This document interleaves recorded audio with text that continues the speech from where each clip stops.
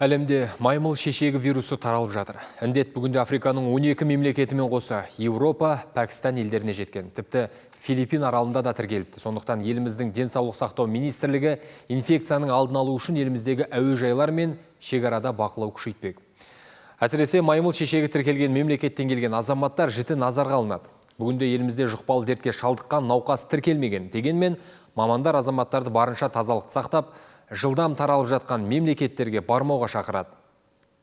Основные осложнения оспа. Маймыл шешегі симптомдары кәдімгі шешек ауруына ұқсайды. Ауру белгілері 5-21 күнде көріне бастайды. Кейін адамның дене қызуы көтеріліп, бас ауырады. Бұлшық еті мен арқасынан ауру белгілері сезіліп, денесі қалтырап, бөртпелер пайда болады. Ол алдымен бетке, кейін бүкіл денеге тарайды. Бөртпенің іші суға толып, іріңге айналады. Бұл дерт көбінесе жабайы жануарлардан жұғады, адамдар арасында ауа арқылы тарайды.